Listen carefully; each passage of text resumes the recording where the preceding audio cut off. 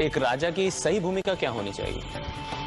एक राजा को सबसे पहले अपनी प्रजा के लिए सुशासन स्थापित करना चाहिए।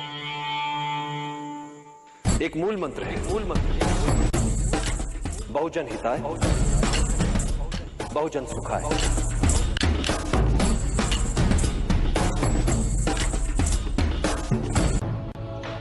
किसी भी योद्धा के लिए युद्ध में सबसे महत्वपूर्ण शस्त्र होता है गति। किसी भी योद्धा के लिए युद्ध में सबसे महत्वपूर्ण शस्त्र होता है गति। शत्रु की शिथिलता का अपनी गति से लाभ उठाओ, अनपेक्षित शैली अपनाओ, उसके असुरक्षित भाग पर आक्रमण करो। आमने सामने के युद्ध में शत्रु की गति को पहले समझो और फिर चौंकाने वाली गति से उसे पराजित कर दो। कुछ महत्वपूर्ण बातें और परिस्थितियों के अनुकूल शीघ्रता से ढल जाओ, यही विजय की कुंजी है। और युद्ध में मृत्यु के लिए सदा तैयार रहो। जिस घड़ी तुम्हें लगे कि अब कोई मार्ग नहीं बचा, उस समय उनका स्मरण करो जिनके लिए तुम जी रहे हो। नहीं पाता, मैं जब भी कोई योजना बनाता हूं तो उसकी सफलता को लेकर संशय मेरे मन में भी रहते हैं। मैं योजना की परिकल्पना को अनुभव और अंतर्दृष्टि के साथ सोचे समझे संभावित संकटों का ध्यान रखते हुए कार्य में लाने का प्रयास करता हूं,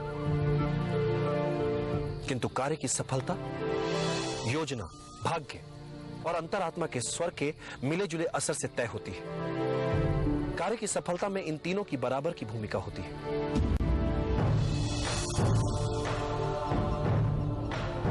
सफलता के लिए अर्जुन की तरह हो पाना उचित रहता है, मात्र लक्ष्य की ओर दृष्टि और कहीं नहीं। तो मैं सचमुच आपकी सहायता कर पाऊंगा। एक शिक्षक का महत्व तो समझ नहीं पा रहे, तो इस अभियान में क्या सहायता करोगे मेरी? माना कि एक साहसी योद्धा एक युद्ध जीत कर दिखा सकता है, किंतु एक शिक्षक किसी साधारण जन को उस युद्ध को जीतने के योग्य बना सकता है। किसी भी युद्ध को जीतने के लिए चुनौती उस युद्ध के लिए अच्छे योद्धाओं को ढूंढने में नहीं, चुनौती है साधारण जन को युद्ध का कारण बताकर उन्हें असाधारण बनाने में, जो एक शिक्षक ही कर सकता है। तुमसे बिना कोई मूल्य लिए एक सीख देता हूं जिसकी मुझे लगता है आवश्यकता भी है तुम्हें। अपने विचारों को वश में रखो, क्योंकि यही तुम्हारी वाणी बनेंगे। अपनी वाणी को वश में रखो, क्योंकि यही तुम्हारा कर्म बनेगी। अपने कर्मों को वश में रखो, क्योंकि यही तुम्हारी आदत बनेंगे।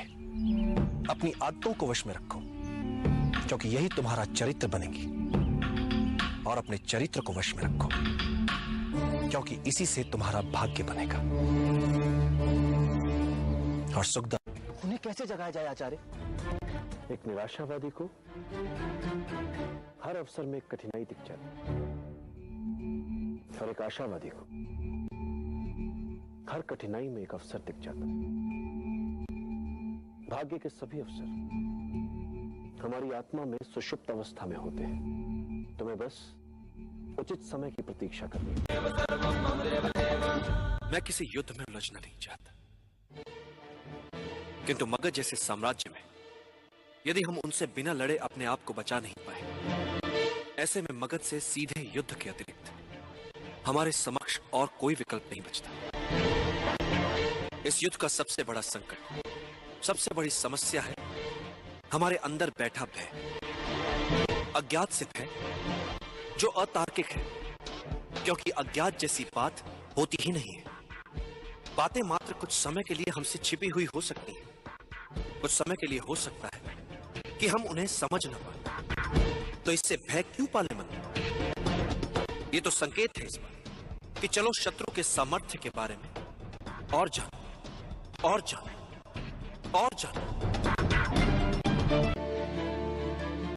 अपने हर संशय, हर दुविधा को एक और रखो चलिए।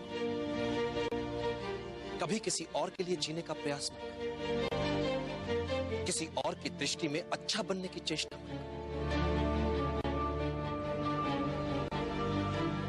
हम अकेले आए हैं, अकेले ही जाएंगे। जैसे कर्म करेंगे वैसे ही फल पाएंगे। जो बीत गया उसे भूल जाओ, जो कर रहे हो उस पर विश्वास रखो, जो होगा उसकी चिंता छोड़ दो। बस तुम्हें मात्र अपने कर्म करने हैं। पुरस्कृत करने का कार्य नियति का है, करेगी।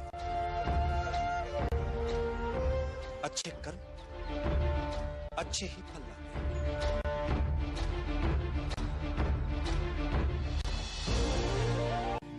मैं एक गाथा सुनाता हूं तुम्हें।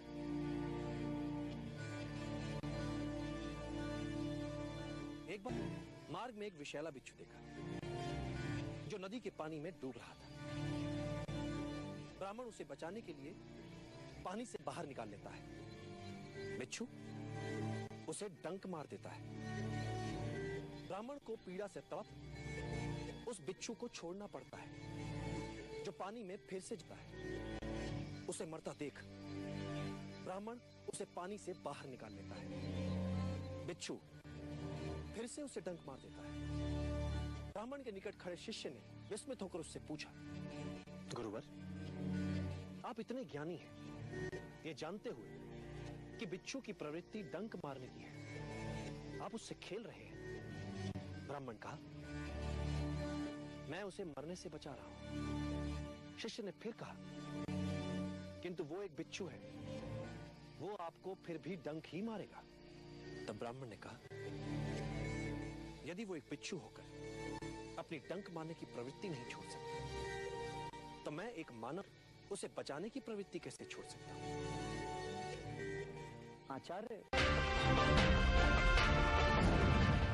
आचार्य, आप सदैव यूं खुले में साथ साथ पैदल घूमने को इतना महत्व क्यों देते हैं? पृथ्वी, आकाश, वन, मैदान, झील, नदियां, पहाड़ और सागर, ये सब हमारे श्रेष्ठ शिक्षक होते हैं। हमें इनसे पुस्तकों से भी अधिक सीखने को मिलता है।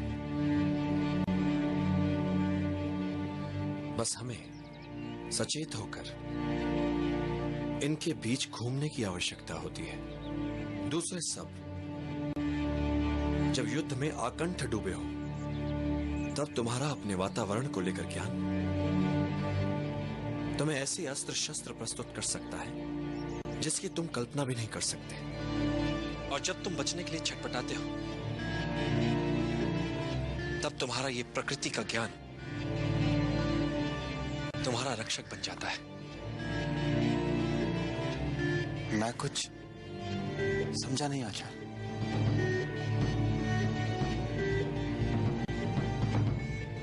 पेड़ों को जानकर हम धैर्य का अर्थ समझते हैं।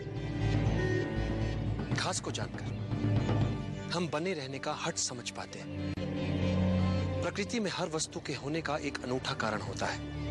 यदि तुम इन सब की विशेषताओं को जानते हो तो तुम सदैव शत्रु से एक हाथ आगे रहते हो।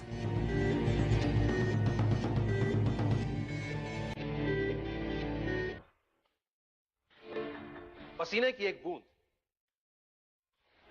बहुत सा व्यर्थ का रक्तपात बचा सकती है। कोई भी बड़ा कार्य करने के लिए मात्र उचित योजना ही आवश्यक नहीं है, उस योजना में संपूर्ण आस्था की भी आवश्यकता होती है। योजना यदि अच्छी है तो उस अभियान को पूरा करने वाले निर्णय भी अच्छे होंगे। इसलिए गुणीजन कह गए, अच्छी योजनाएं असंभव दिखने वाले स्वप्नों को भी जीवंत बना सकती।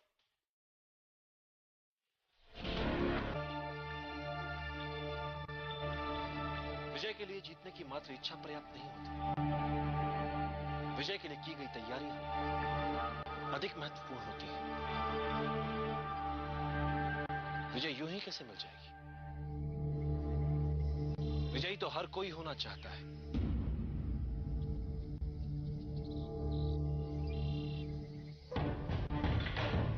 किंतु विजयी होने के लिए हर कोई समुचित तैयारियां नहीं करता।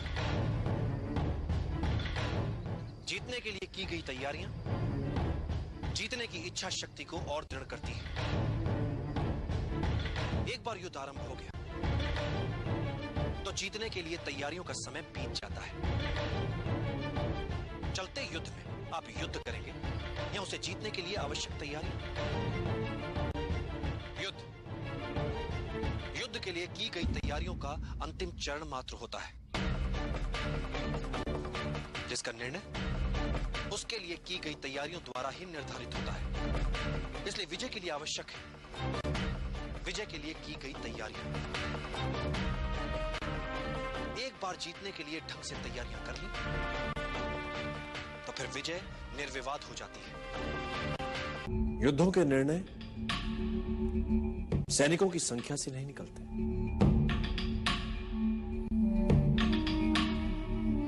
यदि तुम अपने शत्रु को जानते हो, तुम स्वयं को जानते हो, तो तुम्हें 100 युद्धों के परिणामों से भयभीत होने की आवश्यकता नहीं है। किंतु यदि तुम ना तो स्वयं को जानते हो ना ही अपने शत्रु को, तो तुम्हें विजय के साथ पराजय के लिए सदैव तत्पर रहना चाहिए। और यदि तुम स्वयं को भी नहीं जानते, शत्रु को भी नहीं जानते, तो तुम्हें हर युद्ध में पराजय का मुख देखना पड़ेगा। तुम्हें समझदारी ज्ञान में नहीं, कल्पनाशीलता में होती है। और आज के युद्ध का भविष्य मैं अपने शिष्य की कल्पना पर छोड़ता हूं। डूबते हुए बेड़े से जीवित कैसे बचकर निकला जाए, किसी चूहे को सिखाना नहीं पड़ता। विजय श्री उन्हीं का वर्ण करती है जो कोई भी मूल्य चुकाने के लिए सदैव तत्पर हो। इसीलिए एक अच्छे योद्धा का आकलन बहुत सरल होता है। उसे किसी भी विपरीत परिस्थिति में छोड़ दो, वो वहां से विजेता बनकर ही लौटेगा। जो मेरा शिष्य करेगा आज। अखंड भारत का निर्माण करना है, कई योजनाएं बनानी है। जल गया ना हाथ? कैसा मूर्ख है तू, इतनी सी साधारण बात भी नहीं समझता। तरकारी का पात्र गरम है तो किनारे किनारे से खा, अब तो बीच में हाथ डाल देगा तो हाथ तो जलेगा ना मूर्ख।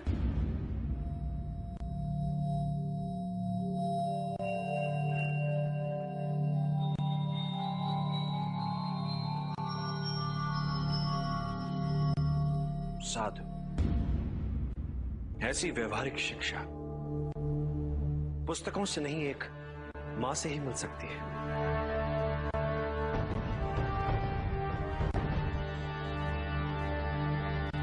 अब समझ आई मुझे मेरी भूल। सीधे पाटलिपुत्र में हाथ डाल दिया। हाथ तो चलना ही था, पहले आसपास परिधि के क्षेत्रों में डालना चाहिए था हाथ। किंतु हम अपनी असफलताओं से सीखेंगे। पहले पाटलिपुत्र के बाहर छोटे छोटे राज्यों को बनाएंगे अपना लक्ष्य, फिर एक चक्रव्यूह बना घेरेंगे उसे, फिर अंत में करेंगे पाटलिपुत्र पर आक्रमण। पहले परिधि, फिर केंद्र।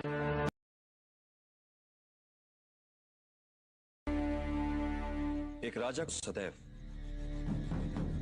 बुद्धि से शासक और मन से साधारण प्रजा का हितैषी बने रहना चाहिए। राजा वो व्यक्ति होता है जिसे बहुजन के हित में सामाजिक संतुलन बनाए रखने के लिए चुना जाता है। प्रजा ही अपने लिए एक राजा को चुनती है। इसलिए एक सच्चा राजा वो होता है जो अपनी प्रजा के हितों के उत्तरदायित्व का वहन करता है। उसके लिए प्रजा की सेवा और सम्मान उसके जीवन से अधिक प्रिय होते हैं। उसके लिए कठिन और अपेक्षित कार्य अपनी साधारण प्रजा में से किसी सर्वश्रेष्ठ को चुनना नहीं, अपितु उन साधारण व्यक्तियों में से किसी एक को सर्वश्रेष्ठ बनाना होता है।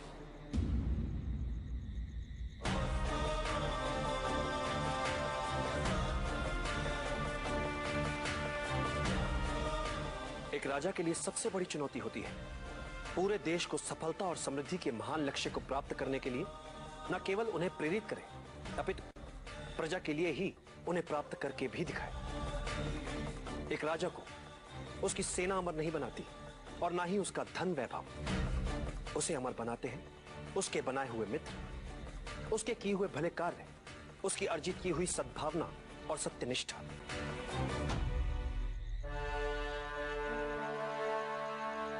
एक योग्य राजा कभी अपने शत्रुओं से नहीं डरता, अपितु शत्रु स्वयं एक राजा से डरते हैं। और एक कुशल राजा वो है जो इसी डर का अपने लाभ के लिए प्रयोग करने में सक्षम होता है। और बुद्धिमान राजा वो है जो राजा का कर्तव्य निभाते हुए भी ये कभी नहीं भूलता कि वो एक साधारण व्यक्ति ही है, जैसा कि प्रजा में एक साधारण व्यक्ति होता है।